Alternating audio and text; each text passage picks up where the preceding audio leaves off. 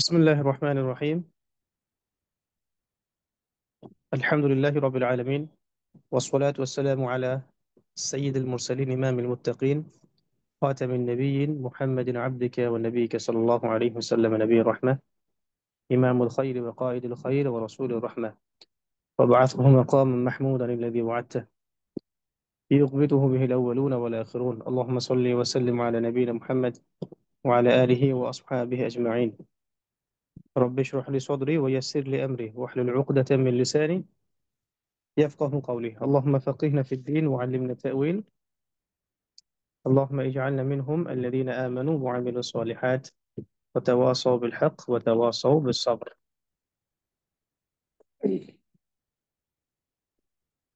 আলহামদুলিল্লাহ, আমরা শুরু করছি আমাদের আহ, আজকের সিরাতুন নবী সাল্লাল্লাহু আলাইহি ওয়াসাল্লাম সিজন 5 এর দার্স। আমরা আজকে 462 পৃষ্ঠা থেকে সামনে যাব। ইতিমধ্যে আমরা উহুদ যুদ্ধের মধ্যে প্রবেশ করেছি এবং উহুদ যুদ্ধ শুরু হবে, যুদ্ধের প্রথম ইন্ধনটা কিভাবে হয়েছিল এখান থেকে আজকে আমরা সামনের দিকে যাচ্ছি ইনশাআল্লাহ।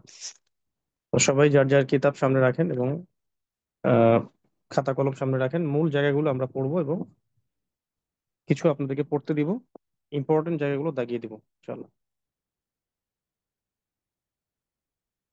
তো প্রথমে আসি যে যখন উহুদ যুদ্ধে উভয় দল অর্থাৎ মুসলিম এবং কুফাররা মুখোমুখি অবস্থানে চলে আসলো, তখন আরবের আগে থেকে একটা নিয়ম ছিল যে যুদ্ধ শুরু হওয়ার আগে একটা দ্বন্দ্ব যুদ্ধের আহ্বান করা হতো। মানে একজন একজন, ওয়ান অ্যান্ড ওয়ান ব্যাটলের আহ্বান করা হতো। তো এটাকে বলা হয় আসলে মুবারাজা। মুবারাজা। তো এই মুবারাজার আহ্বান করা হচ্ছিল উহুদ যুদ্ধের দিনও। ওইটাই যুদ্ধের প্রথম ইন্ধন এখানে আসছে যে যখন উভয় দল সম্পূর্ণ মুখোমুখি হয়ে যায় এবং একে অপরের নিকটবর্তী হয় ও যুদ্ধ শুরু হয়ে যায়, তখন মুশরিকদের মধ্য থেকে তালহা ইবনে আবি তালহা, নামগুলো মনে রাখবো, তালহা ইবনে আবি তালহা আবদারি যুদ্ধের প্রথম ইন্ধন হয়। এই লোকটি ছিল কুরাইশদের বড় বীর পুরুষ এবং ঘোড়সাওয়ার। কুরাইশদের মধ্যে বড় বীর পুরুষ ছিল এবং ঘোড়সাওয়ার ছিল। তো মুসলিমরা তাকে বলতো কাবসুল কুতাইবা। কাবসুল কুতাইবা এই নামে মুসলিমরা তাকে ডাকতো, সৈন্যদের ভেড়া। তো সে উটের উপর আরোহণ করে বেরিয়ে পড়ে এবং দ্বন্দ্বযুদ্ধ, যেটা বললাম মুবারাজা, এর আহ্বান জানায়। তাকে মোকাবেলা করার জন্য আহ, মানে প্রথম দিকে সাহাবায়ে কেরামদের মধ্যে জুবায়ের জুবায়ের বিন আওয়াম রাদিয়াল্লাহু তাআলা আনহু অগ্রসর হন এবং এক মুহূর্ত তাকে অবকাশ না দিয়ে সিংহের মতো লাফ দিয়ে উটের উপর চড়ে বসেন এবং নিজ হাতে তাকে শেষ করেন। এরপরে তাকে ভূমিতে ফেলে তরোয়াল দিয়ে দুই টুকরা করে দেন জুবায়ের বিন আওয়াম রাদিয়াল্লাহু তাআলা আনহু। ঠিক আছে। তারপরে রাসূল সাল্লাল্লাহু আলাইহি ওয়াসাল্লাম এই দৃশ্যটা দেখে অত্যন্ত আনন্দিত হন এবং উচ্চস্বরে তাকবীর ধ্বনি প্রদান করেন। সাহাবায়ে কেরামও তাকবীর ধ্বনি পাঠ করেন এবং নবী সাল্লাল্লাহু আলাইহি ওয়াসাল্লাম জুবায়ের বিন আওয়াম রাদিয়াল্লাহু আনহু প্রশংসা করে বলেন, ইন্না লিকুল্লি নাবিয়্যিন হাওয়ারিয়্যা ওয়া হাওয়ারিয়্যি জুবায়রা। নিশ্চয়ই প্রত্যেক নবীর হাওয়ারি থাকে, প্রত্যেক নবীরই সহচর থাকে, হাওয়ারি থাকে। যেমন আমরা জানি ঈসা আলাইহিস সালামের 12 জন হাওয়ারি ছিল, সঙ্গী সাথী, মানে সাহাবী, এরকম হাওয়ারি, সহচর, কাছের মানুষ। তো আমার হাওয়ারি হচ্ছে, আমার হাওয়ারি বা আমার সহচর হচ্ছে জুবায়ের রাদিয়াল্লাহু আনহু। নবী সাল্লাল্লাহু আলাইহি ওয়াসাল্লাম তার ব্যাপারে এমন প্রশংসাসূচক বাক্য বলেছেন। এরপরে যখন এই তালহা বিন আবি তালহা, যাকে আমরা বলছি ক্যাপসুল কুতাইবা, সে যখন আহ, মানে মারা গেল, এরপরে তার যে ভাইরা, তার যে ভাইরা ছিল তার বংশের, তারা একে একে পতাকা নিয়ে সামনে আসতে থাকলো। এখানে দেখবেন পতাকা বাহকদের শাহাদাত বরণ এই জায়গাটাতে আছে, যে এই এটাতে যুদ্ধের অগ্নিশিখা সব জায়গায় ছড়িয়ে পড়ে এবং এতে করে সারা ময়দানেই ভীষণ ভীষণ যুদ্ধ শুরু হয়ে যায়। তো মুশরিকদের পতাকা ছিল যুদ্ধের কেন্দ্রস্থলে, মাঠের। আর বনু আব্দিদ্দার, এই যে বনু আব্দিদ্দার, তারাই ছিল এই পতাকার ধারক ও বাহক। তার মধ্যে তো তালহা বিন আবি তালহা মারা গেল। তারপরে তার ভাই, তালহার ভাই উসমান বিন আবি তালহা, আর একজন কুরাইশদের লিডার যুদ্ধের, সে পতাকা বহন করে এবং সামনের দিকে অগ্রসর হতে হতে থাকে এবং নিম্নলিখিত এই যে ছন্দটা পাঠ করতে থাকে। এই যে পতাকাধারীদের কর্তব্য হচ্ছে তাদের পতাকা রক্তে রঞ্জিত হবে অথবা ছিঁড়ে যাবে। এমন এই ব্যক্তিকে অর্থাৎ ওসমান বিন আবি তালহাকে হামজা রাদিয়াল্লাহু আনহু আক্রমণ করেন এবং কাঁধের মধ্যে জোরে তরবারি দিয়ে আঘাত করেন, যে তার কাঁধ হাত সহ তরবারি, মানে মানে পতাকা যে হাতে ধরেছিল এই হাত সহ পুরো কাঁধের অংশটুকু কেটে পড়ে যায় এবং এমন ভাবে কেটে যায় যে দেহভেদ করে নাভি পর্যন্ত এটা পৌঁছে যায়, ফুসফুস দেখতে পাওয়া যাচ্ছিল এমনটা বলা হয়েছে। এরপরে তার ভাই আবু সাআদ বিন আবি তালহা, আবু সাআদ বিন আবি তালহা সে পতাকা উঠিয়ে নেয় এবং তাকে সাদ ইবনে আবি ওয়াক্কাস রাদিয়াল্লাহু তাআলা আনহু তীর মেরে হত্যা করেন। এমন ভাবে তীর ছুড়েছিলেন তিনি যে এটা ঠিক তার গলার মধ্যে লাগে এবং জিহ্বা বেরিয়ে আসে, তৎক্ষণাৎ সে মৃত্যুবরণ করে। তো কিন্তু কোন কোন জীবনী লেখক লিখেছেন, সিরাত লেখক লিখেছেন যে আবু সাআদকে বাইরে এসে, যখন বাইরে বের হয়ে এসে দ্বন্দ্বযুদ্ধের আহ্বান করছিল, আলী রাদিয়াল্লাহু আনহু তখন অগ্রসর হয়েছেন এবং আলী রাদিয়াল্লাহু আনহু তাকে তরবারিতে আঘাত করে আহ তার তরবারির আঘাতেই সে মারা যায়, এমনটা বলেছেন কোন কোন সিরাত লেখক। আর এভাবেই মানে বনু আব্দুদ্দার এই যে গোত্রটা ছিল তাদের একে একে আমার মনে হয় প্রায় 9-10 জন, সম্ভবত 10 জন, 10 জন ব্যক্তি পতাকা তুলেছিল, প্রত্যেকেই মুসলিমদের হাতে নিহত হয়েছে। হম মানে মুসাফ ইবনে আবি তালহা সে মারা গেছে, তারপরে আসছে কিলাব বিন আবি তালহা, সে মারা গেছে, তারপরে জুলাস ইবনে আবি তালহা সে মারা গেছে, তারপরে আপনার ওসমান ইবনে আব্দিদ্দারের পুত্র সে মারা গেছে। এইভাবে এক এক করতে করতে এই বনু আব্দিদ্দারের প্রায় 10 জন ব্যক্তি পতাকা উঠিয়েছিল যুদ্ধ করার জন্য, সবাইকে মুসলিম মুসলিম সেনাবাহিনী জাহান্নামে পাঠিয়েছে আলহামদুলিল্লাহ। এই এই কথাগুলোই আছে মূলত 463 পৃষ্ঠায়। এরপরে 464 পৃষ্ঠা যখন যাবেন তখন দেখবেন যে আহ, যুদ্ধের পরিস্থিতি নামে একটা টপিক আছে, যে এই যুদ্ধের মধ্যে কিরকম অবস্থা হচ্ছিল এটা একটু পড়তে পারি আমরা। যে এটা পড়ি আমরা একটু। একদিকে মুশরিকদের পতাকা যুদ্ধের কেন্দ্রস্থলে পতিত ছিল, অন্যদিকে যুদ্ধক্ষেত্রের অন্যান্য অংশসমূহেও কঠিন যুদ্ধ চলছিল। মুসলিমদের সারিসমূহের উপরে ঈমানের রূহ ছেয়েছিল। এ কারণে তারা মুশরিক ও কাফির সৈন্যদের উপর ওই জলপ্লাবনের মতো ভেঙে পড়েছিলেন, যার সামনে কোনো বাঁধ টিকতে পারতো না। এই সময় মুসলিমরা আমিত আমিত মানে মেরে ফেলো মেরে ফেলো এমনটা বলছিলেন। আর এদিকে আবু দুজানা রাদিয়াল্লাহু তাআলা আনহু, বিখ্যাত সাহাবী, তিনি লাল পাগড়ি বেঁধে নবী করিম সাল্লাল্লাহু আলাইহি ওয়াসাল্লামের তরবারি উঠিয়ে নেন। মানে আল্লাহ নবী সাল্লাল্লাহু আলাইহি ওয়াসাল্লাম তার একটা তরবারি দিয়েছিলেন আবু দুজানা রাদিয়াল্লাহু আনহুকে এবং বলেছিলেন এর হক আদায় করতে। এর হক আদায় করার দৃঢ় সংকল্প গ্রহণ করে তিনি যুদ্ধ করতে করতে বহুদূর পর্যন্ত ঢুকে পড়েন। যে মুশরিকের সাথেই তার মোকাবেলা হচ্ছিল তাকেই তিনি হত্যা করছিলেন এবং তিনি মুশরিকদের সারিগুলো ওলটপালট করে দিচ্ছিলেন। জুবাইর ইবনে আওয়াম রাদিয়াল্লাহু তাআলা আনহু বর্ণনা করেছেন, যখন আমি নবী সাল্লাল্লাহু আলাইহি ওয়াসাল্লামের নিকটে তরবারি চাই এবং তিনি আমাকে তা না দিয়ে মানে আবু দুজানা রাদিয়াল্লাহু আনহুকে দেন, তখন আমার অন্তর একটু চোট লাগে।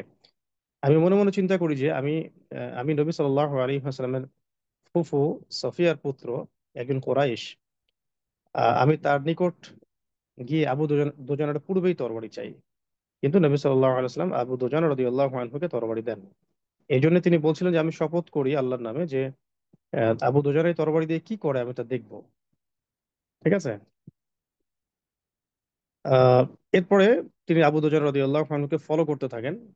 পরে দেখেন যে তিনি এখানে লিখেছেন যে আমি পেছনে পেছনে থাকতে লাগলাম, দেখি যে সে একটি লাল পাগড়ি বের করে মাথায় বেঁধে নিলেন। আর তার এই কাজ করা দেখে আনসারগণ মন্তব্য করলেন যে আবু দুজানা মৃত্যুর পাগড়ি বেঁধেছেন। এরপর নিম্নলিখিত কবিতা আবৃত্তি করতে করতে তিনি সামনের দিকে অগ্রসর হন এবং যুদ্ধ পরিচালনা করতে থাকেন। বলা হচ্ছে যে তিনি যাকেই সামনে পেতেন তাকে হত্যা করে ফেলতেন। আর এদিকে এক একজন মুশরিকদের মধ্যে এক লোক ছিল যে আমাদের মধ্যে আহত কাউকে পেলেই শেষ করে ফেলতো। মুশরিকদের মধ্যে একটা লোক ছিল, মানে কাফেরদের শিবিরের মধ্যে, যে মুসলিমদের মধ্যে কাউকে আহত অবস্থায় পেলেই শেষ করে ফেলতো। তো এই দুজন ক্রমেই নিকটবর্তী হচ্ছিল। আর আমি আল্লাহ তাআলার কাছে প্রার্থনা করলাম, জুবাইর ইবনে আওয়াম রাদিয়াল্লাহু আনহু বলছেন, এবং আল্লাহর কাছে প্রার্থনা করলাম যে তাদের দুজনের মধ্যে যেন সংঘর্ষ লেগে যায়। ঘটনাক্রমে হলোও তাই। উভয় একে অপরের উপর আঘাত হানলো কিন্তু আবু দুজান রাদিয়াল্লাহু আনহু এই আক্রমণ ঢাল দ্বারা প্রতিহত করলেন এবং মুশরিকের তরবারি তার ঢালে আটকে গেল। তারপর তিনি ওই মুশরিকের উপর তরবারির আক্রমণ চালালেন এবং সেখানেই সে মৃত্যুর কোলে ঢলে পড়ল। সুবহানাল্লাহ। অতঃপর আবু দুজান রাদিয়াল্লাহু আনহু মুশরিকদের সারিগুলোকে ছিন্ন ভিন্ন করতে করতে সামনের দিকে এগিয়ে যান এবং শেষ পর্যন্ত কোরাইশি নারীদের নেত্রী পর্যন্ত পৌঁছে যান। কিন্তু এটা যে নারী সেটা তার জানা ছিল না। তিনি স্বয়ং বর্ণনা করেছেন যে আমি একটি লোককে দেখলাম যে সে খুব জোরে মুশরিক সেনাবাহিনীকে উত্তেজিত করছে, সুতরাং আমি তাকে আমার নিশানার মধ্যে নিয়ে ফেললাম। কিন্তু যখন আমি তার উপর তরবারি তার আক্রমণ করতে চাইলাম তখন সে চিৎকার করে উঠলো। তো আমি তখন বুঝতে পারলাম যে এই এই ব্যক্তি একজন লোক নয়, বরং এটা একজন নারী। তো তখন আমি চিন্তা করলাম যে নবী সাল্লাল্লাহু আলাইহি ওয়াসাল্লামের তরবারি দিয়ে আমি একজন নারীকে হত্যা করে এটাকে কলঙ্কিত করতে চাই না। তো ওই নারীটা ছিল আবু সুফিয়ান, তার স্ত্রী উতবা বিনতে, সরি, হিন্দা বিনতে উতবা। ওই যে বদর যুদ্ধে যে উতবা এবং সাইবা, রাবিয়া তারা যে মারা গিয়েছে, সে উতবার কন্যা হচ্ছে এই হিন্দা। তার সাথে আবু সুফিয়ান তার বিয়ে হয়েছিল। তো তারা দুজনেই পরবর্তীতে ইসলাম কবুল করেছেন, আলহামদুলিল্লাহ। তো আমি আবু দুজান রাদিয়াল্লাহু আনহুকে হিন্দা বিনতে উতবার মাথার উপর তরবারি উঁচু করে ধরতে দেখলাম, পরক্ষণে সরিয়ে নিলেন। আমি বললাম যে আল্লাহ এবং তার রাসূলই ভালো জানেন। এদিকে হামজা রাদিয়াল্লাহু আনহু সিংহের ন্যায় বীর বিক্রমে যুদ্ধ করছিলেন এবং মুসলিমদের সেনাবাহিনীর মধ্যে ঢুকে পড়ছিলেন। তার সামনে মুশরিকদের বড় বড় বীর বাহাদুররা টিকতে পারছিল না। কিন্তু বড়ই আফসোসের কথা এটা যে হামজা রাদিয়াল্লাহু আনহু তিনিও এই যুদ্ধে শাহাদাত বরণ করেছেন, কিন্তু তাকে সামনাসামনি বীর পুরুষের মতো শহীদ করবে এমন কোনো সুপুরুষের জন্ম হয়নি। এই কাপুরুষের মতো গুপ্তভাবে তাকে হত্যা করা হয়েছে। হামজা রাদিয়াল্লাহু আনহু শাহাদাতের ঘটনাটা এখানে আপনারা পাবেন। আমি খুব সংক্ষিপ্ত করে বলছি যে আহ, মক্কা থেকে একজন গোলামকে চুক্তি করা হয়েছিল, মানে সেটা তার নাম হচ্ছে ওয়াহশী। উনিও পরবর্তীতে মুসলিম হয়েছিলেন এবং তিনি পরবর্তীতে ইয়ামামার যুদ্ধ করেছেন। সেই যুদ্ধে মুসাইলামা কাযযাবকে তিনি হত্যা করেছিলেন, ভণ্ড নবী মুসাইলামা কাযযাবকে। তো উহুদের যুদ্ধের দিন তিনি তো কাফের ছিলেন, মুশরিক ছিলেন তখন। তো জুবাইর জুবাইর বিন মুতঈম তাকে নিয়ে আসছিলেন এটা চুক্তি করে যে যুদ্ধে তোমার কাজ একটাই, তুমি হামজাকে হত্যা করবে, এটাই তোমার কাজ। তো এবং এর এর বিনিময়ে তোমাকে মুক্ত করে দেওয়া হবে। তুমি যে দাস হিসেবে আছো মক্কায়, এখান থেকে তোমাকে মুক্ত করে দেওয়া হবে, তুমি শুধু হামজাকে হত্যা করবে, রাদিয়াল্লাহু আনহু। তো এখন উনি নিজের মুখেই বলেছেন, অন্যান্য সিরাতের কিতাবের মধ্যেও আছে যে তিনি লুকিয়েছিলেন, সামনে থেকে আক্রমণ করতে পারছিলেন না। পরবর্তীতে পিছনে পাথরের আড়াল থেকে পিছন দিক থেকে তিনি বর্ষা নিক্ষেপ করেন এবং সেই বর্ষা গিয়ে হামজা রাদিয়াল্লাহু আনহুর একদম আহ, নাভির একটু নিচে সেখানে গিয়ে লাগে এবং উল্টো দিকে দিয়ে বের হয়ে যায়। তো এই এই এরপরেও হামজা রাদিয়াল্লাহু আনহু তরবারি উঁচু করে ধরে তার দিকে তেড়ে আসতে চাচ্ছিলেন, কিন্তু সময় তাকে সঙ্গ দেয়নি। আল্লাহ রাব্বুল আলামিন তাকে সেখানেই শাহাদাতের বড় উঁচু মাকাম দান করেন এবং তিনি শহীদদের সর্দার হিসেবে আল্লাহর কাছে মনোনীত হন এবং সেখানে আল্লাহর কাছে তিনি ফিরে যান। এখনো উহুদের প্রান্তরে গেলে তার মাকবারা আমরা দেখতে পারবো। আহ, এবং আমরা পরে জানবো যে তার সাথে হানজা রাদিয়াল্লাহু আনহু সহ তাদেরকে একসাথে দাফন করা হয়েছিল। তো এইভাবে হামজা রাদিয়াল্লাহু আনহুকে শহীদ করা হয় এবং এটা মুসলিমদের জন্য একটা বড় ক্ষতি ছিল উহুদের যুদ্ধের দিন। আহ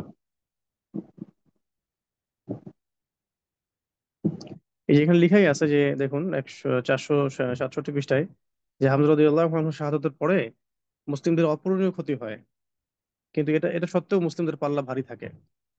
আবু বকর, ওমর, আলী, জুবায়ের, মুসআব বিন উমাইর, তালহা বিন উবাইদুল্লাহ, আব্দুল্লাহ ইবনে জাহাশ, সাদ বিন মুআজ, সাদ বিন ওবাদা, সাদ বিন রবি রাদিয়াল্লাহু আনহুম আজমাইন, আনাস বিন নজর রাদিয়াল্লাহু আনহুম আজমাইন, তারা এমন বীরত্বের সাথে যুদ্ধ করেছেন যে মুশরিকরা হতদম্ব হয়ে, মানে নিরুৎসাহিত হয়ে পড়ে এবং তাদের দেহের শক্তি ক্রমশ হ্রাস পেতে থাকে।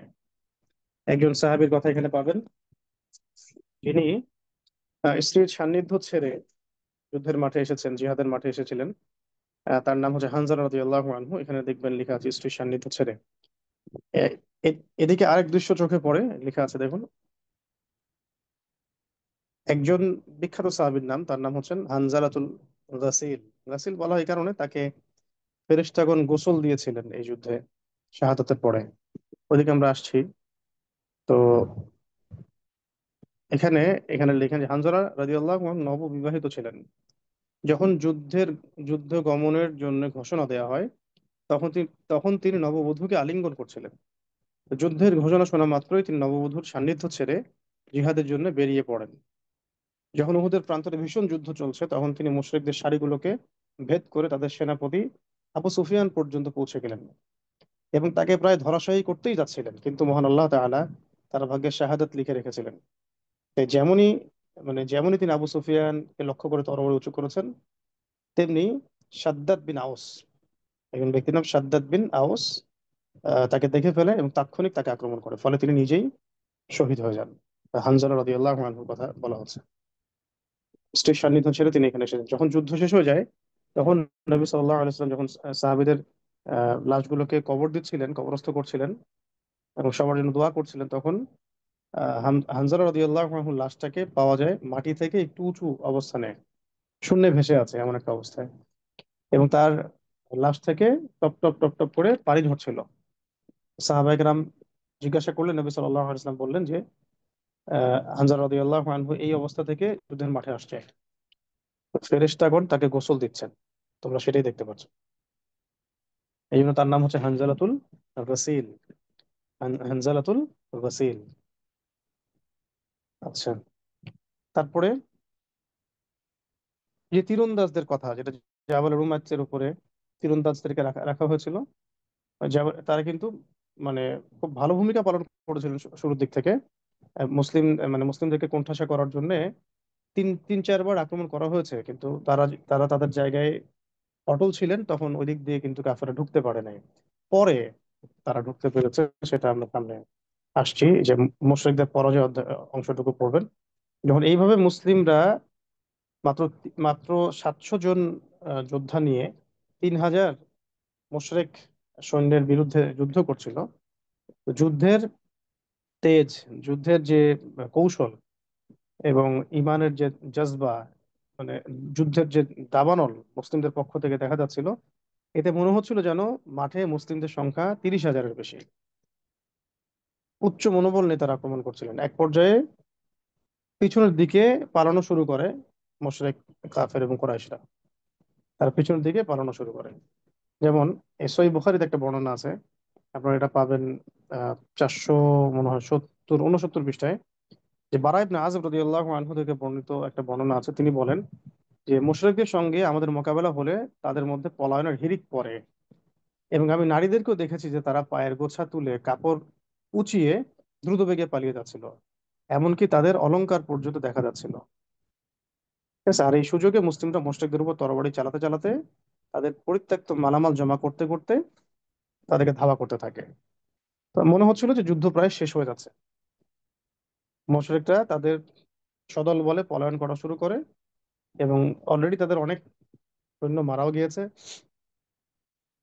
তখন ওই জাবাল রুমাত থেকে যে সাহাবায়ে কেরাম ছিলেন, তাদের মধ্যে 50 জন তো ছিলেন, তার মধ্যে বেশিরভাগই বেশিরভাগই সেখান থেকে নেমে আসেন। এইটাই মারাত্মক ভুল হিসেবে আখ্যায়িত হয়েছে ইতিহাসে এবং সিরাতে উহুদ যুদ্ধের প্রেক্ষাপটে, এবং এখান থেকে আমাদের মানে অনন্য শিক্ষা আছে।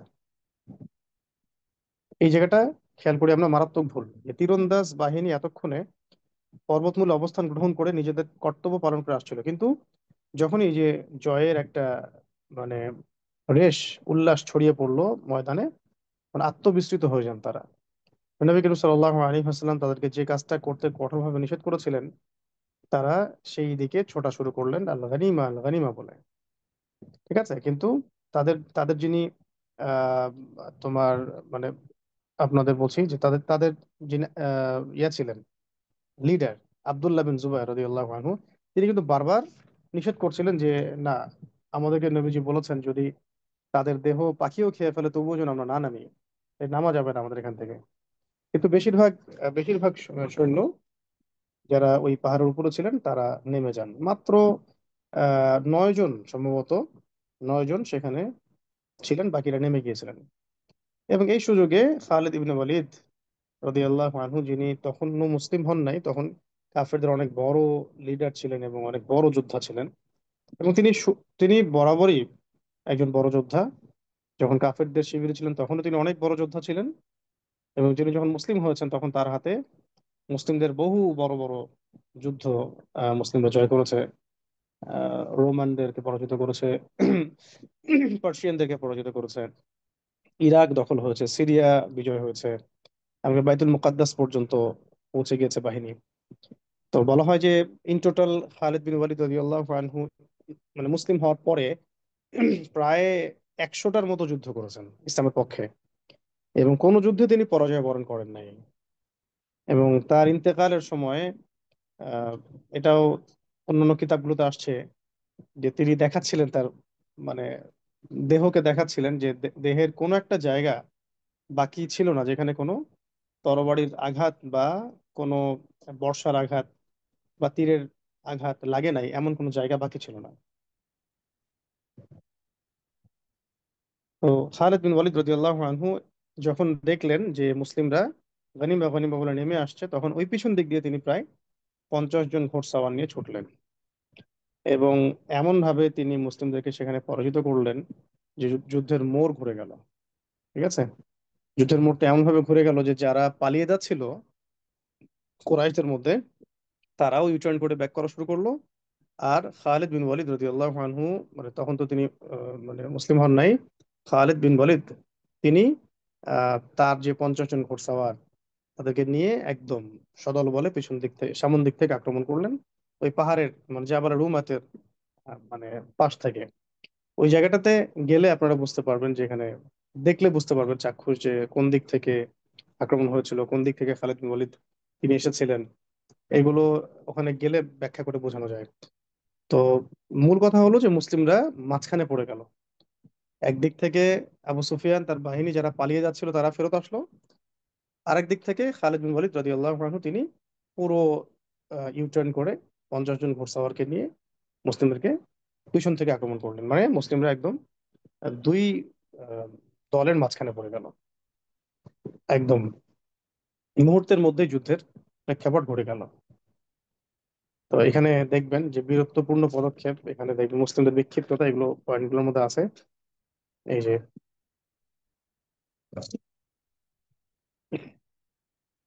এখানে দেখবেন যে খালিদ বিন ওয়ালিদ রাদিয়াল্লাহু আনহু যে ঘোড়সাওয়ার সৈন্যদেরকে দেখা মাত্র উচ্চস্বরে স্বীয় সাহাবীদেরকে ডাক দেন, হে আল্লাহর বান্দারা, হে আল্লাহর বান্দারা, এভাবে বলতে থাকেন।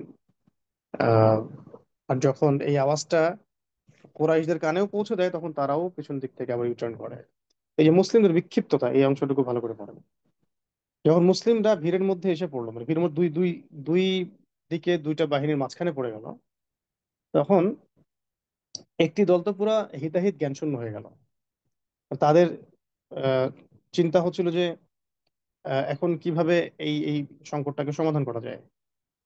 হ্যাঁ, মানে তাদের চিন্তা হচ্ছিল অনেকের যে পিছনে কি ঘটছে তার খবর তারা পাচ্ছেন না। মুসলিমরা বিক্ষিপ্ত হয়ে পড়েছে আর কি, কে কোন দিকে আছে সেটার খবর পাওয়া যাচ্ছে না। এমনকি নবী সাল্লাল্লাহু আলাইহি ওয়াসাল্লাম কোন দিকে আছেন সেটার খবর পাওয়া যাচ্ছে না। আবার কেউ কেউ এরকম চিন্তা করলেন বা খবর রটিয়ে পড়লো যে আল্লাহর নবীকে হত্যা করা হয়েছে, নাউজুবিল্লাহ, সাল্লাল্লাহু আলাইহি ওয়াসাল্লাম। এবং অনেকে তরোয়ার ফেলে দিয়ে বসে গেলেন, আল্লাহর নবীকে যদি হত্যা করা হয়ে থাকে তাহলে আমরা কি করব, যুদ্ধ করে। আবার অনেকে বলতে লাগলেন সাহাবীদের মধ্যে যে আল্লাহ তো জীবিত আছেন, আমরা আল্লাহর জন্য যুদ্ধ করব। মানে এক কথায় এমন একটা সিচুয়েশন যেটা আসলে ভাষায় প্রকাশও করা যাবে না, বইয়ের পাতায় লেখাও সম্ভব না। দ্বিমুখী দ্বিমুখী আক্রমণের মধ্যে পড়ে একেবারে মানে দিক বেদিক যে মুসলিম সৈন্যরা বিক্ষিপ্তভাবে ছোটাছুটি শুরু করলেন। কোনো শৃঙ্খলা, যুদ্ধের কৌশল, নিয়ম কানুন কিছুই আর বাকি থাকলো না। হ্যাঁ, তো এমত অবস্থায় অনেকগুলো ঘটনা ঘটেছে এই সময়টাতে। ওই সময় যে যে ঘটনাগুলো ঘটেছে তার মধ্যে কয়েকটা এখানে বলছি আমি। একটা হলো যে ওই আপনার মুসাআব বিন উমাইর রাদিয়াল্লাহু আনহুর কথা বলছি, আপনারা পড়বেন, এগুলা পড়লেই পাবেন ইনশাআল্লাহ। সব তো আর লাইন বাই লাইন পড়ার দরকার নাই, মূল সামারি বুঝতে হবে। আপনারা অবশ্যই লাইন বাই লাইন বাসায় পড়বেন জানার জন্য এবং নোট করার জন্য। তো মূল কয়েকটা ঘটনা হচ্ছে এই সময় ওই হুজাইফা রাদিয়াল্লাহু আনহু, সরি ভুল বললাম, ওই মুসআব বিন উমাইর রাদিয়াল্লাহু আনহু তিনি শাহাদাত বরণ করেন এই সময়টাতে। এবং আহ, তার হাতে পতাকা ছিল। তার ডান হাতে আক্রমণ করা হয়, হাত পড়ে যায়। বাম হাত দিয়ে পতাকা ধরেন, সেই হাতটা ফেলে দেওয়া হয়, এরপরে তাকে শহীদ করা হয়। অনেকগুলো তীরের আঘাত তার গায়ে ছিল। আল্লাহ আলম বিসওয়াব। তো তার চেহারার অবয়বটা, তার চেহারার কাঠামোটা এবং তার মানে স্ট্রাকচার, ফিজিক্যাল স্ট্রাকচারটা নবী সাল্লাল্লাহু আলাইহি ওয়াসাল্লামের সাথে অনেকাংশে মিল ছিল। এই কারণে একটা গুজব রটিয়ে পড়লো যে আল্লাহ নবীকে হত্যা করা হয়েছে। তো এখানে অনেক সাহাবী আশাহত হয়ে মানে বসে পড়েন, এবং এখানে হতাহতের সংখ্যা বাড়তে থাকে। আবার আবার দেখা যায় কখনো কখনো এমন হয়েছে, ওই সময় এমন হয়েছে যে একজন সাহাবী, তার নাম আনাস বিন নজর রাদিয়াল্লাহু আনহু, যাচ্ছেন, সাহাবীরা বসে আছেন। তখন বসে আছো কেন? তা আল্লাহ নবীকে নাকি হত্যা করা হয়েছে, আমরা কি করব যুদ্ধ করে?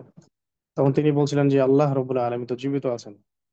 তো স- আমি আমি উহুদের ওই কর্নার থেকে, উহুদ উহুদ প্রান্তরের ওই পাহাড়ের কর্নার থেকে আমি জান্নাতের ঘ্রাণ পাচ্ছি। তিনি ছুটে যান এবং এমন ভাবে যুদ্ধ করেন, শেষ পর্যন্ত তিনি সেখানে শহীদ হন। আর তাকে এমন ভাবে হত্যা করা হয় মুশরিকদের কর্তৃক, যে তার চেহারা শনাক্ত করা যাচ্ছিল না যে তিনি আসলে কে। পরে তার আহ, একজন আত্মীয় তার হাত দেখে, হাতের আংটি নখ দেখে তাকে শনাক্ত করেছিলেন যে তিনি হচ্ছেন আনাস বিন নজর রাদিয়াল্লাহু আনহু। এটাও এখানে আছে, আপনারা পড়লে দেখতে পারবেন। আহ অনেক সাহাবী বলছিলেন না, আল্লাহর নবী কখনো কখনো ইন্তেকাল করতে পারেন না এইভাবে, আর তিনি জীবিত আছেন, আমরা যুদ্ধ করব। আনসারদের একটা দল মানে উঠে যুদ্ধ করা শুরু করেন। খাস করে যেটা বলতে চাই যে 9 জন সাহাবী, 9 জন সাহাবী নবী সাল্লাল্লাহু আলাইহি ওয়াসাল্লামের পাশে থেকে রক্তক্ষয়ী যুদ্ধে এই সময়টাতে নবী সাল্লাল্লাহু আলাইহি ওয়াসাল্লামকে সাপোর্ট দিয়েছেন। 9 জন সাহাবী, তার মধ্যে হচ্ছেন 2 জন হচ্ছে মুহাজির সাহাবী, আর বাকি 7 জন হচ্ছেন আনসার। 2 জন মুহাজির সাহাবীর একজন হচ্ছেন সাদ বিন আবি ওয়াক্কাস রাদিয়াল্লাহু আনহু, আর একজন হচ্ছেন তালহা বিন উবাইদুল্লাহ রাদিয়াল্লাহু আনহু। ঠিক আছে? আর বাকি 7 জন ছিলেন আপনার আহ আনসার সাহাবী। নবী সাল্লাল্লাহু আলাইহি ওয়াসাল্লাম বলছিলেন যে আহ, আহ, যে কে আছো, এদের হামলা থেকে আমাকে প্রতিহত করতে পারো। তখন প্রথমে এই আনসারদের মধ্যে একজন একজন করে এগিয়ে যান, এবং যিনি এগিয়ে যাচ্ছিলেন যান প্রাণ দিয়ে যুদ্ধ করছিলেন, শেষ পর্যন্ত শহীদ হচ্ছিলেন। এইভাবে এক এক করতে করতে করতে করতে 7 জন আনসার সাহাবী শহীদ হয়ে যান। আর 2 জন বাকি থাকেন মুহাজির সাহাবী, তালহা রাদিয়াল্লাহু আনহু এবং সাদ বিন আবি ওয়াক্কাস।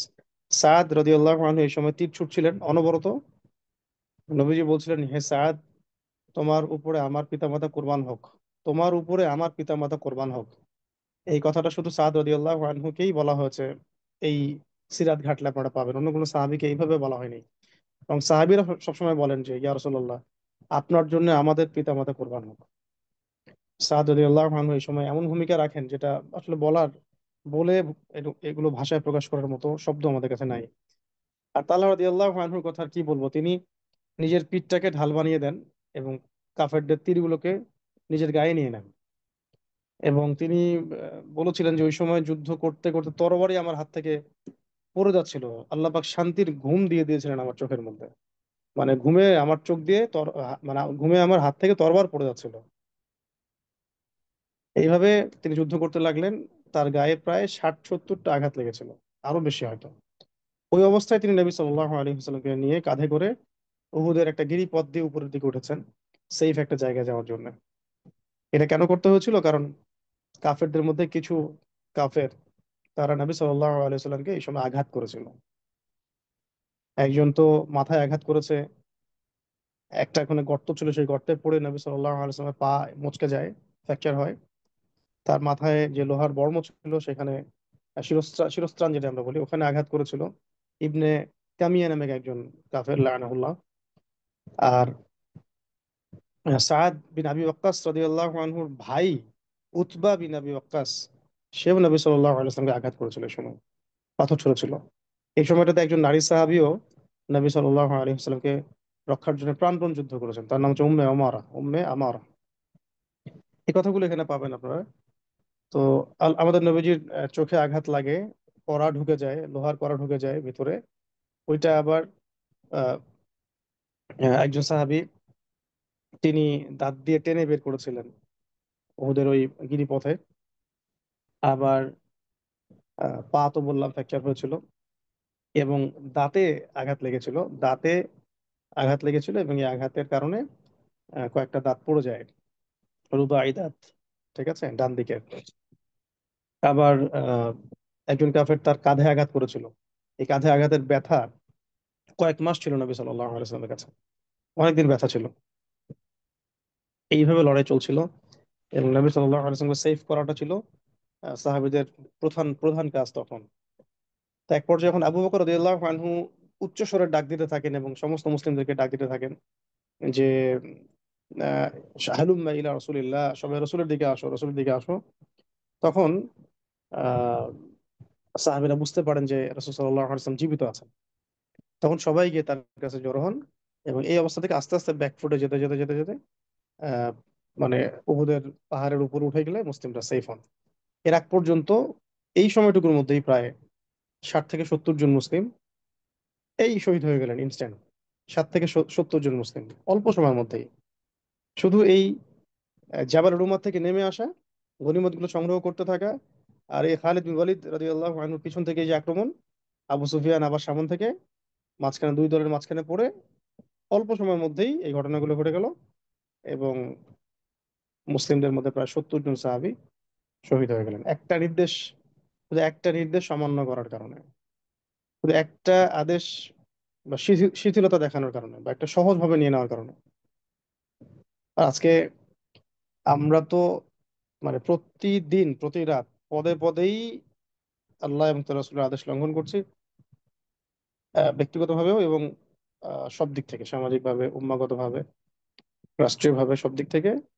আবার আমরা দিনের বিজয়ের স্বপ্ন দেখছি, এটা আসলে ভাবে সম্ভব না। তো সিরাত এগুলো শিখায় আমাদেরকে, আল্লাহ পাক আমাদেরকে সেই শিক্ষাগুলো ধারণ করার তৌফিক দান করেন, আমিন।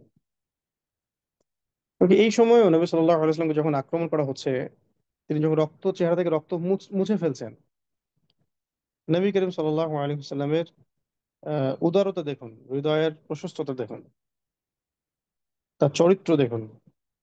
তিনি এই সময় রক্ত মুছতে মুছতে বলছিলেন যে আহ, হে আল্লাহ, আমার কওমকে আপনি ক্ষমা করে দিন, কারণ তারা জানে না। আল্লাহ, আপনি আমার কওমকে মাফ করে দিন, কারণ তারা জানে না। সেই মুসলিমের হাদিসেও আসছে যে হে আমার প্রতিপালক, আমার কওমকে মাফ করে দেন, বা তাদেরকে হেদায়েত দান করে, নিশ্চয়ই তারা জানে না।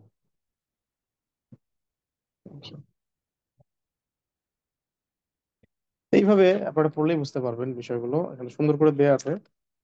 প্রত্যেকটা তো লাইন বাই লাইন পড়া যায় না। উম, তো এখানে আমি অল্প করে বললাম, এখানে বিস্তারিত আছে। তো তালহা রাদিয়াল্লাহু আনহুর এই যে বীরত্ব, সেটাকে দেখে নবীজি বলেছিলেন, এটাও হাদিসের মধ্যে আসছে। তিরমিজি রহমতুল্লাহ আলী এটা বর্ণনা করেছেন যে তালহার ব্যাপারে নবী সাল্লাল্লাহু আলাইহি ওয়াসাল্লাম বলেছিলেন যে তোমরা যদি এই জমিনের মধ্যে জীবন্ত কোনো শহীদকে দেখতে চাও, তোমরা যদি এই জমিনের মধ্যে জীবন্ত কোনো শহীদকে দেখতে চাও, তাহলে তোমরা তালহাকে দেখো, তালহা বিন ওবাইদুল্লাহকে দেখো। আর যখন আবু দাউদ রহমতুল্লাহ আলী বর্ণনা করেছেন যে আয়েশা রাদিয়াল্লাহু আনহা একটা হাদিস আহ, বলেছিলেন যে আবু আবু বকর রাদিয়াল্লাহু আনহুকে যখন জিজ্ঞেস করা হতো উহুদের যুদ্ধ সম্পর্কে, তখন তিনি বলতেন যে উহুদের দিনটা তো ছিল তালহার, উহুদের দিন তো ছিল তালহার। সুবহানাল্লাহ।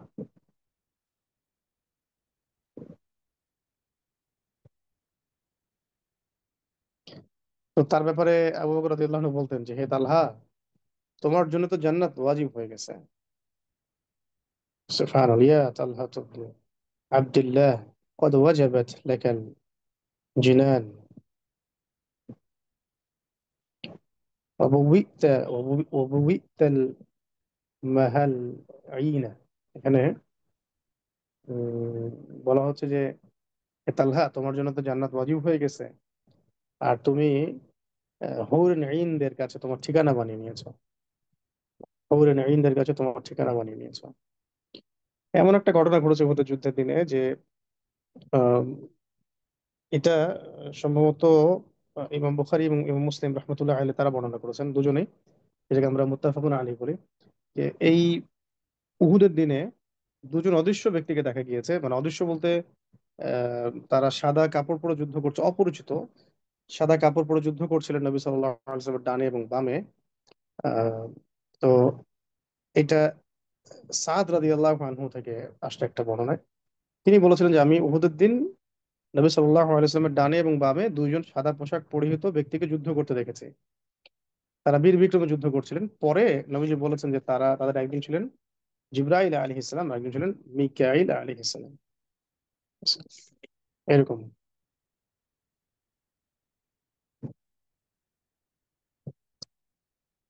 তো এগুলো আপনারা পড়বেন, পড়লে বুঝতে পারবেন ইনশাআল্লাহ। আর এরপর সাহাবীরা একত্রিত হয়েছেন, এগুলো তো আমরা জানলাম, বা আমরা পড়লে জানতে পারবো। আর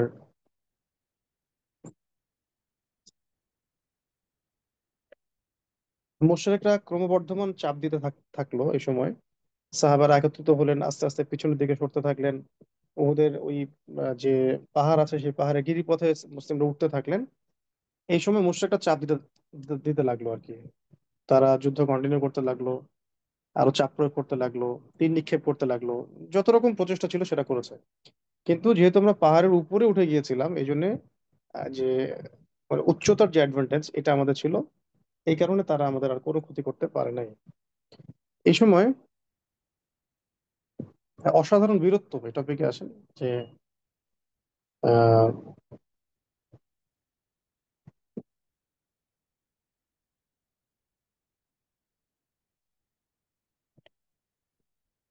এখানে তালহা রাদিয়াল্লাহু আনহুর কথাই বলা হচ্ছে।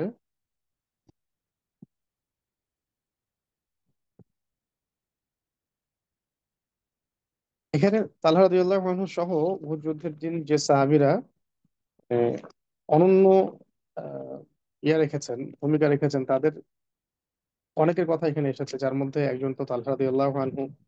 আরেকজন হচ্ছে আপনার আহ আবু দুজানা রাদিয়াল্লাহু আনহু, আগেও আলোচনা হয়েছে তার ব্যাপারে। একজন হচ্ছে হাতিব বিন আবি বালতাহ রাদিয়াল্লাহু আনহু। একজন সাহাল বিন হুনাইফ রাদিয়াল্লাহু আনহু। তারপরে একজন হচ্ছে আব্দুর রহমান বিন আউফ রাদিয়াল্লাহু আনহু। তারপরে আবু সাইদ খুদরি রাদিয়াল্লাহু আনহুর পিতা মালিক বিন সিনান রাদিয়াল্লাহু আনহু। ঠিক আছে, উম্মে উমারা নুসাইবা বিনতে কাব রাদিয়াল্লাহু আনহা। এইরকম অনেক সাহাবীর বীরত্বময় যে ভূমিকা ওই মাঠে, সেটা এখানে আলোচনা হচ্ছে। রিডিং পড়লে আপনারা ক্লিয়ার হয়ে যাবে। শাহাদাতের অপপ্রচার তো আমি আগে বলে দিয়েছি। আচ্ছা, তারপরে পড়বেন উম, এই যে উহুদ যুদ্ধের চিত্র একটা দেয়া আছে এখানে। এখান থেকে যদিও আপনারা ক্লিয়ার বুঝতে পারবেন না, এটা থেকে বোঝা মুশকিল। আহ,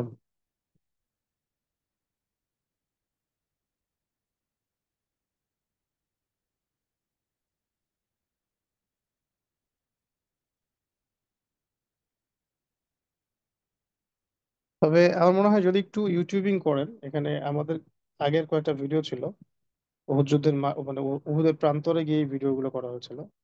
ওগুলো দেখলেও কিছু আইডিয়া হবে। তো এখানে যে চিত্রটা আছে 488 পৃষ্ঠায়, এখানে একটু দেখতে পারেন আপনারা যে পিছনে যে উহুদের পাহাড় দেখা যায়, এটা তো মূল পাহাড় আর কি। আর মূলত এই যে বাম দিকে দেখেন যেখানে ফাঁকা জায়গাটা আছে, ওই জায়গাটাতে মক্কাবাসীদের শিবির ছিল, মানে কোরাইশ সৈন্য এখানে অবস্থান করছিল। আর পিছনে যে উহুদ পাহাড়, এই উহুদ পাহাড়কে পিছনে রেখে মুসলিম সৈন্যরা সামনে অবস্থান করছিল।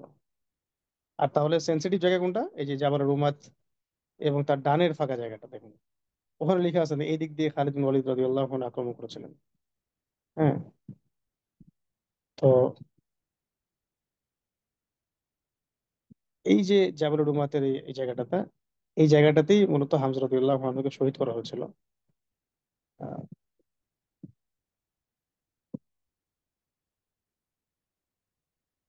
এখানে একটা মসজিদ আছে, এই মসজিদ এখনো আছে আর কি, করা হয়েছে। তো এই ফাঁকা জায়গাটা থেকে খালিদ বিন ওয়ালিদ রাদিয়াল্লাহু আনহু আক্রমণ করেছেন, যখন সাহাবায়ে কেরাম জাবল রুমা থেকে নেমে এই মক্কাবাসীদের পিছনে ধাওয়া করেছিলেন। এখানে যদি ক্লিয়ারলি বোঝা যাচ্ছে না, কিন্তু তারপরেও একটা আইডিয়া পাওয়া যাচ্ছে আর কি। আচ্ছা, এরপরে পড়বেন উবাই ইবনে খালাফের হত্যা।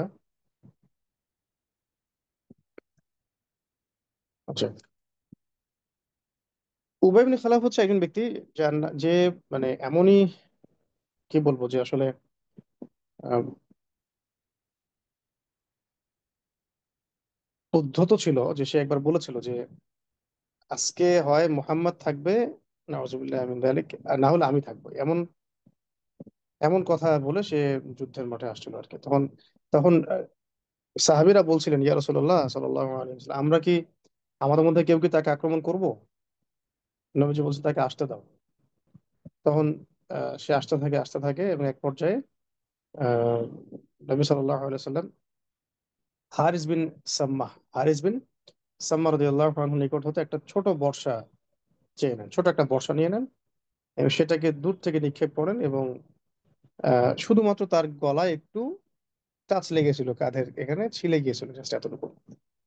এরপরে সে আর আক্রমণ করতে পারে নাই। ওই যে একটা সামান্য একটা ক্ষত, এখান থেকে তার এমন এক মানে আল্লাহ পাক এমন আযাব চাপিয়ে দিলেন, সে মানে যন্ত্রণায় ছটফট করতে করতে থাকে।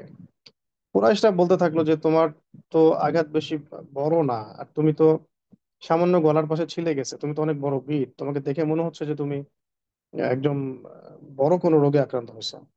তখন সে বলছিল যে আহ, যদি যদি সে আমার মুখে থুতুও দিত তবুও আমার জীবন শেষ হয়ে যেত। তো অবশেষে এই মক্কা ফেরার সময় সারিফ নামক জায়গায় সে মৃত্যুবরণ করে। হ্যাঁ। আর সে কি বলছিল ওই আঘাতে? সে বলছিল যে আমি যে কষ্ট পাচ্ছি, এইটা যদি জিল মাজাজের সমস্ত অধিবাসীকে দিয়ে দেওয়া হতো, আমার একার কষ্টটাই, তাহলে তারা সবাই মারা যেত। নবী সাল্লাল্লাহু আলাইহি সাল্লামের হাতে হাতে ছোড়া বর্ষা সেটা, গায়ের কোনো জায়গায় বিধে নাই, শুধু একটু ছিলে গেছে, তাতেই এইভাবে আল্লাহ পাক তাকে শাস্তি দিয়েছে। যাই হোক, এরপরে আহ সর্বশেষ একটা আক্রমণের চেষ্টা করেছিল ওই কাফেররা, সেটাতে তারা সফল হয় নাই। এরপর শহীদদের লাশগুলোকে তারা মানে অবমাননা করতে থাকে, লাশগুলোকে বিকৃত করতে থাকে, নাক কান কেটে ফেলে, ঠিক আছে, চিড়ে ফেলে। তাদের একটা ট্রেডিশন ছিল যে যুদ্ধে জিতলে যাদেরকে হত্যা করা হতো তাদেরকে তাদের অঙ্গ বিকৃত করতো আর কি, নাক কেটে ফেলতো, কান কেটে ফেলতো, হ্যাঁ, ইত্যাদি ইত্যাদি এই কাজগুলো করতো। তো মুশরিকদের মানে মুশরিকরা মুসলিমদের সাথেও উহুদ যুদ্ধে এই কাজগুলো করেছিল। হ্যাঁ, মানে নাক কান কেটে মালা বানায় ফেলতো তারা, এত বর্বর ছিল তারা। খাস করে যেটা করেছে তারা, হামজা রাদিয়াল্লাহু আনহুর আহ, লাশটাকে বিকৃত করার চেষ্টা করেছিল, তার বুকটা চিরে ফেলেছিল মানে ইয়ে করার পরে, শহীদ করার পরে বুকটা চিরে কলিজাটা বের করে চিবিয়ে খাওয়ার চেষ্টা করেছিল। এবং এই চেষ্টায় ওই হিন্দা বিন উতবা সেও ছিল শরিক, সেই মূলত ছিল এটার মূল। তো এমন ঘটনাও ঘটেছে, কিন্তু আলহামদুলিল্লাহ আল্লাহ পাকের রহমতে তারা সেটা করতে সক্ষম হয় নাই। আল্লাহ আকবার, আস্তাগফিরুল্লাহ। আল্লাহ। তারপর একটা কথা আছে যে যখন যখন পাহাড়ে উঠে গেল মুসলিমরা, তখন আবু সুফিয়ান খুব উল্লাস প্রকাশ করছিল, খুব মানে উৎফুল্লতা প্রকাশ করছিল। কুরাইশরা হাসি হাসি ঠাট্টা করছিল, টিটকারি করছিল মুসলিমদেরকে নিয়ে। তো মুসলিমরা চুপ ছিল। তো রাসূল সাল্লাল্লাহু আলাইহি ওয়াসাল্লাম বলছেন, তোমরা জবাব দাও, অ্যান্সার দাও। তো সাহাবীরা বলছেন, ইয়া রাসূলুল্লাহ, আমরা কি অ্যান্সার দিব? তো নবীজি বলেন, ওমর তুমি বলো যে তোমাদের তোমাদের কোনো মাওলা নেই, আমাদের মাওলা আছে। তো ওমর রাদিয়াল্লাহু আনহু এর অ্যান্সারে বলতে লাগলেন, আল্লাহু মাওলানা লা মাওলা লাহুম, আল্লাহু মাওলানা লা মাওলা লাহুম।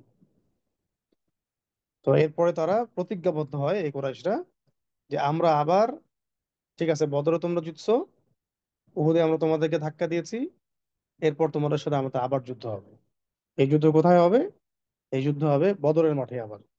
তো বদরে কিন্তু আরো একটা যুদ্ধ হতো, কিন্তু ওই দিন মুসলিমরা গিয়েছিলেন কিন্তু কোরাইশরা আসে নাই। তো এটা ছিল তৃতীয় দ্বিতীয় বদর বলি আমরা আর কি। তো দ্বিতীয় বদর যুদ্ধটা হয়নি, সামনে আসবে আর কি এটা, ইনশাআল্লাহ। এই প্রতিজ্ঞাও ছিল যে পরের বছর আমরা আবার যুদ্ধ হবে।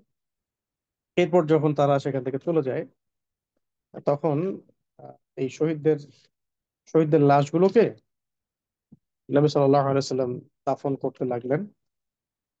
আহ সুবহানাল্লাহ, এটা তো আর বলার অপেক্ষা রাখে না, ওই ওই সময়কার অবস্থা কেমন ছিল।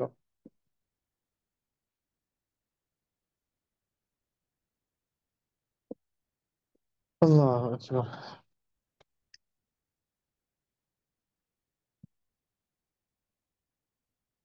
যে এখানে পাবেন আপনারা পেজ নাম্বার 496 দিকে পাবেন শহীদ এবং আহতদের অনুসন্ধান।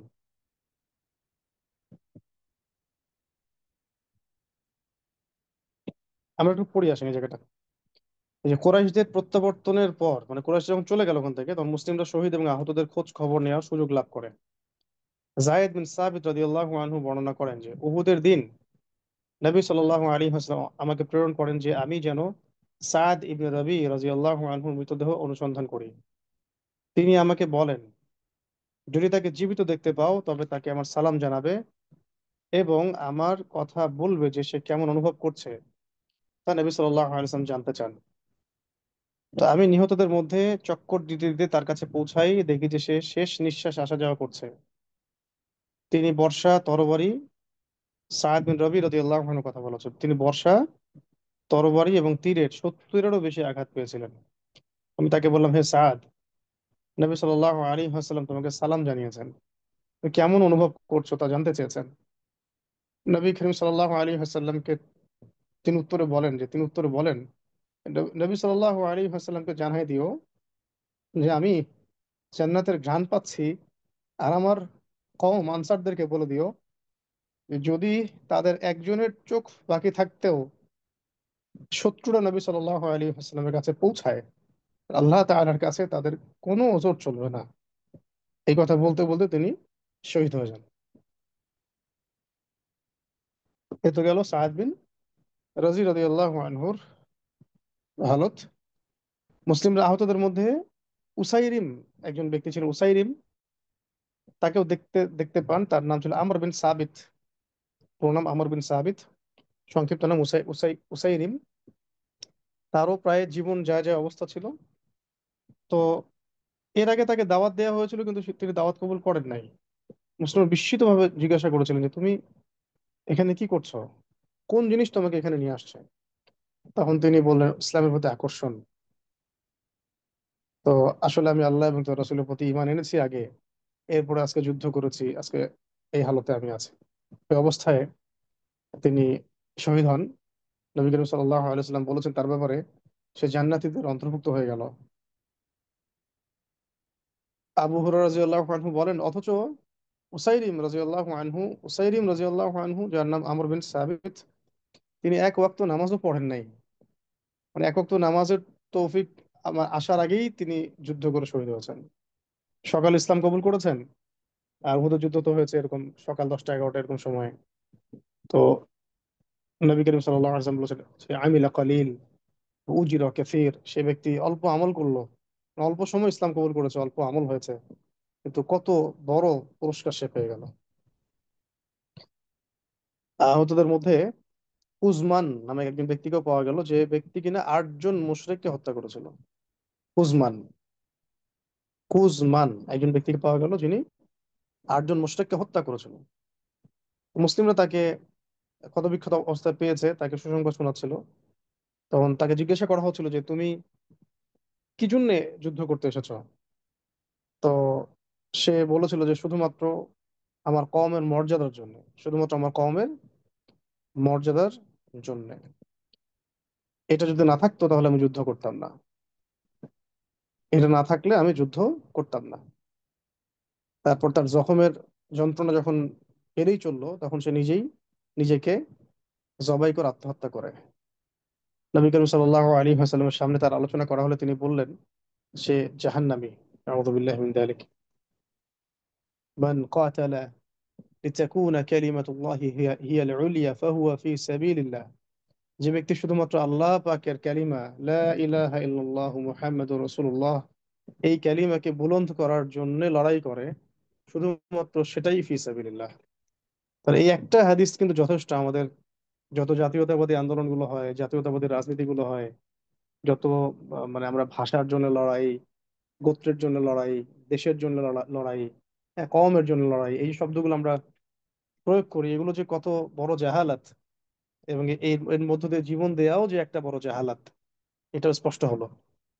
একজন মানুষ যিনি নবীকে দেখেছেন, উহুদের যুদ্ধে শরিক ছিলেন, 8 জন 10 জন মোশতাককে হত্যা করেছেন, এরপরে তিনি বলেছেন যে আমি আমার কওমের জন্য লড়াই করেছি, তাকে নবীজি বললেন সে জাহান্নামী।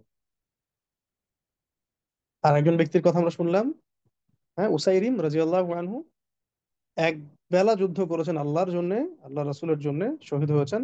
নবীজি বললেন আমিলা কালিল ওয়া উজরা কাসীর, অল্প আমল করেছে, অনেক বেশি নেকি পেয়ে গেছে। আল্লাহু আকবার। এইভাবে সাহাবীদের আহ, লাশগুলোকে দাফন করা হচ্ছিল। দাফনের অধ্যায় পাবেন, এই যে দেখবেন 498 আছে। ঠিক আছে? অনেককে এক কবরে, অনেককে দুই দুই কবরে, মানে দুই কবর মানে দুজন, মানে দুজন দুজন আলাদা আলাদা, কখনো দুজন একসাথে, কখনো একসাথে 4 জন, একসাথে 5 জন, একসাথে 10 জন, এভাবে দাফন করা হয়েছে। এই যেখানে দেখবেন নবী সাল্লাল্লাহু আলাইহি সাল্লাম শহীদদেরকে পরিদর্শন করেন এবং বলেন, এই কথাগুলো শুনুন। নবী সাল্লাল্লাহু আলাইহি ওয়াসাল্লাম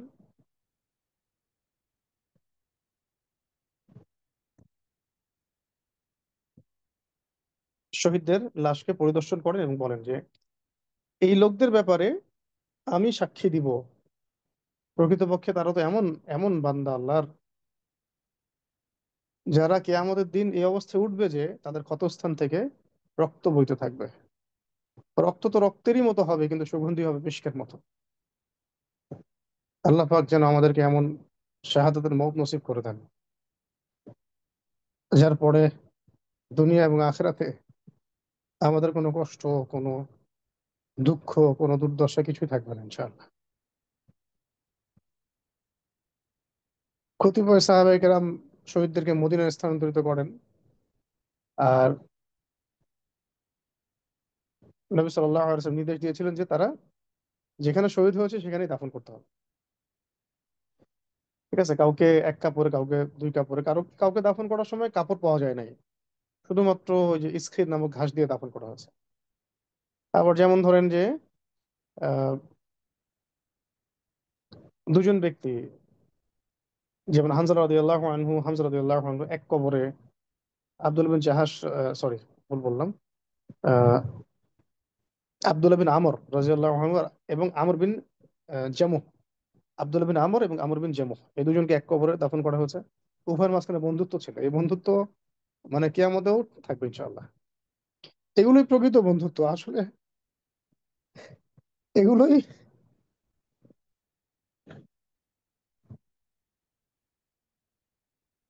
এগুলোই প্রকৃত সম্পর্ক, এগুলোই প্রকৃত বন্ধুত্ব, যেগুলো দুনিয়াতেও থাকে, আখিরাতেও থাকে। বাকি এই দুনিয়ায় কোনো কিছু স্থায়ী না।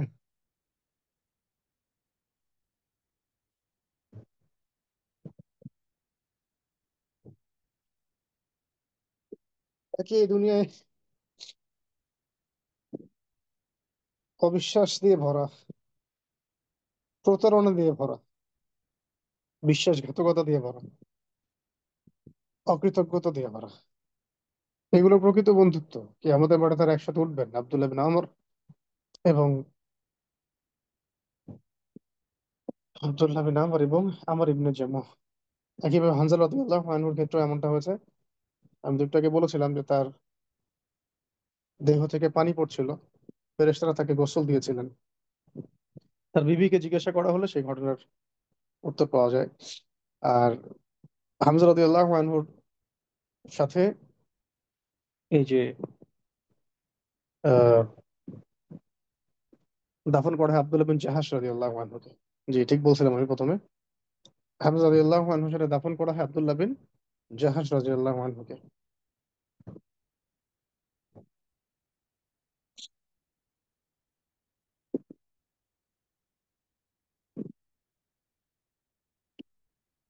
একটা বিষয় এখানে স্পষ্ট, হামজা রাদিয়াল্লাহু আনহুর ইন্তেকালে, মানে শাহাদাতে, নবী সাল্লাল্লাহু আলাইহি সাল্লাম এত কষ্ট পেয়েছিলেন মানে এত কষ্ট পেয়েছিলেন যে আব্দুল্লাহ বিন মাসউদ রাদিয়াল্লাহু আনহু বলেছেন যে আমি নবী সাল্লাল্লাহু আলাইহি ওয়াসাল্লামকে হামজা রাদিয়াল্লাহু আনহুর ইন্তেকালে যেভাবে কাঁদতে দেখেছি, আমি এরকম কাঁদতে আমি কখনো দেখি নাই।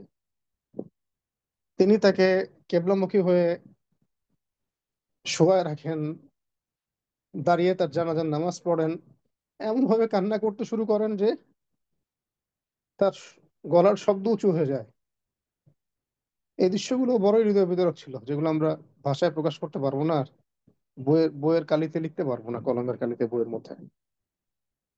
খাব্বাব বিন আরাত রাদিয়াল্লাহু আনহু বলেছেন যে হামজা রাদিয়াল্লাহু আনহুর জন্য একটা কালো প্রান্ত বিশিষ্ট চাদর ছাড়া কিছুই পাওয়া যায়নি।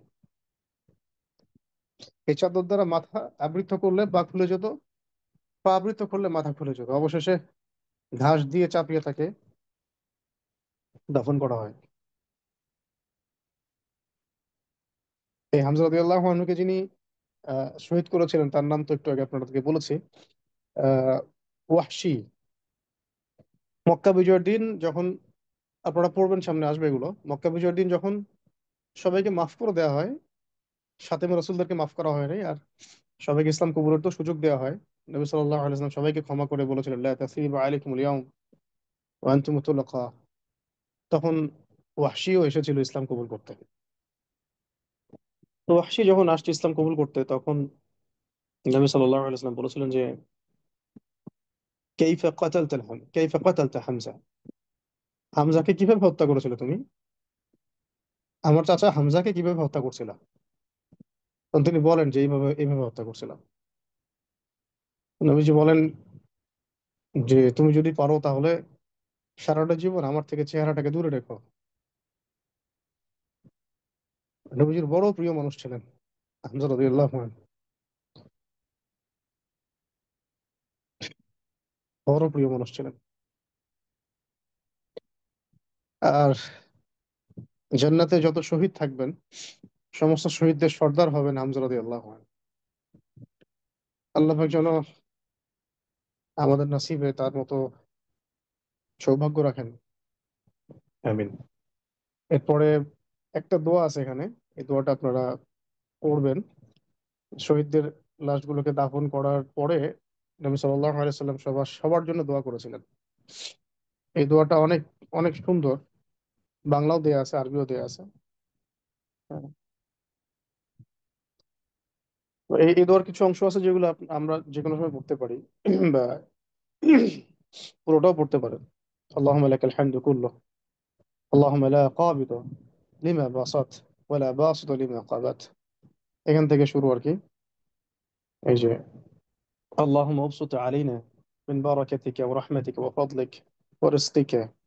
এখান থেকে আল্লাহুম্মা ইন্নী আসআলুকা নাঈমান নাঈমান মুকিম, যে আল্লাযী লা ইয়াহুলু ওয়া লা ইয়াজুল। আল্লাহুম্মা ইন্নী আসআলুকা নাঈমান নাঈমান ইয়াওমাল আইলা। এখান থেকে নিয়ে আহ, আপনি পুরোটাই পড়তে পারবেন। আল্লাহুম্মা ইন্নী আ'উযু বিকা মিন শাররি মা আ'তাইতানা ওয়া মিন শাররি মা মানা'তা। আল্লাহুম্মা হাব্বিব ইলাইনা আল-ঈমান وزينه في قلوبنا وكره إلينا الكفر والفسوق والعصيان واجعلنا من الراشدين। এখান থেকে পুরো শেষ পর্যন্ত এটা সুন্দর একটা দোয়া। এই দোয়াগুলো মুখস্থ করবেন। দোয়া অনেক বেশি বেশি পড়ার চেষ্টা করবেন, দোয়া অনেক বেশি বেশি পড়ার সবসময় আল্লাহ পাকের কাছে দোয়ার হালতে থাকার চেষ্টা করা উচিত। এবং হিসনে হাসিন একটা কিতাব বলি আমি বারবার, হিসনে হাসিন, মোনাজাতে মাকবুল, হিসনুল মুসলিম। এছাড়া আরো অনেক দোয়ার বই আছে যেগুলো মাশাআল্লাহ অথেন্টিক। তো এই দোয়াগুলো মুখস্থ করে এগুলো সবসময় চর্চা করা উচিত। তো এরপরে আহ, যুদ্ধ তো এখানে শেষ হয়।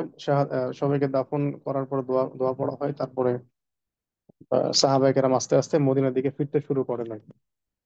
তো ওইটা, এবং মদিনায় ফিরে যে সবাই মানে বসে যান, থেমে যান এমন নয়। মদিনায় ফিরতে ফিরতে এদিকে আবার আবু সুফিয়ান এবং তার দলবল, তারা কিন্তু আবারও যুদ্ধের প্রিপারেশন নেয় যে না, এই অবস্থায় যদি মুসলিমদেরকে ছেড়ে যাই, তো পরে যদি আবারও আমাদেরকে আক্রমণ করে।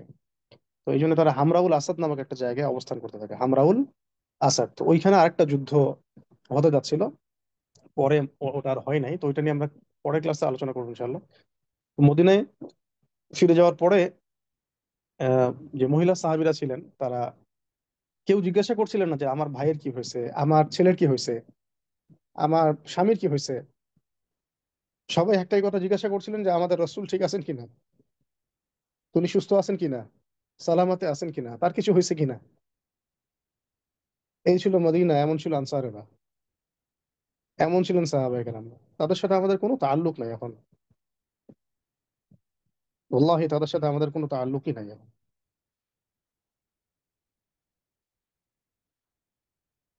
তো ওই অংশটুকু আপনারা নিজেরা পড়ে নিয়েন। দুই দলের নিহত সংখ্যা থেকে শুরু করে আমরা হামরাউল আসাদ থেকে 504 পৃষ্ঠা থেকে ইনশাল্লাহ পরের দার্সে আবার আলোচনা করবো হামরাউল আসাদ যুদ্ধটা কিভাবে হলো। তারপরে উহুদের পরের মূল যুদ্ধ তো খন্দক। তো খন্দক আর উহুদের মাঝখানে অনেকগুলো ঘটনা ঘটছে। সেই ঘটনাগুলো অনেক অনেক হৃদয় বিদারক এবং অনেক গুরুত্বপূর্ণ। সেগুলো ইনশাল্লাহ আমরা চেষ্টা করবো পরের দার্সে কিছু আলোচনা করার জন্য। তো আপনারা 504 পৃষ্ঠার উপর পর্যন্ত পড়ে আসেন নিজেরা, মানে একবার পড়বেন না, কয়েকবার পড়বেন। আর পড়তে থাকলে একটা সামারি আপনাদের মাথায় অটোমেটিক্যালি সেট হয়ে যাবে। খাস করে যে নামগুলো আসবে সেই নামগুলো যে মানে নাম, সংখ্যা, স্থান এবং ঘটনার সিকোয়েন্স, এই জিনিসগুলো ভালো করে মনে রাখবেন। ইনশাআল্লাহ আল্লাহ পাক আমাদের আহ জন্য সিরাতের আলোকে খায়ের এবং কল্যাণের ফয়সালা করবেন। আল্লাহ পাক আমাদের সবাইকে যেন সিরাত ভালো করে গভীরভাবে বুঝে পড়ার তৌফিক দেন, অনেক ডিপ বোঝার তৌফিক দেন, এবং সিরাতের আলোকে জীবন গড়ার তৌফিক দেন। আল্লাহর কাছে ভালো হওয়ার তৌফিক দেন, আল্লাহ পাকের কাছে পরিশুদ্ধ হওয়ার তৌফিক দেন, এবং দুনিয়াবি লৌকিকতার এই জগৎ থেকে আল্লাহ আমাদেরকে হেফাজত করবেন। আজকে এটুকু থাক, ইনশাআল্লাহ আগামী দার্সে আমরা আবার আলোচনা করবো। ভালো করে পড়েন, আপনাদের আহ পরীক্ষাও হয়তো নেওয়া হবে সামনে। আল্লাহ পাক আমাদের সবাইকে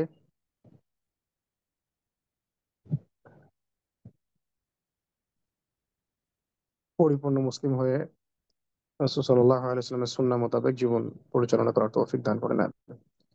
সবাই বৈঠক ভঙ্গ করার দোয়াটা পড়ি। সুবহানাকা আল্লাহুম্মা ওয়া বিহামদিক আশহাদু আল্লা ইলাহা ইল্লা আনতা আস্তাগফিরুকা ওয়া আতুবু ইলাইক। আসসালামু আলাইকুম ওয়া রাহমাতুল্লাহি ওয়া বারাকাতুহু।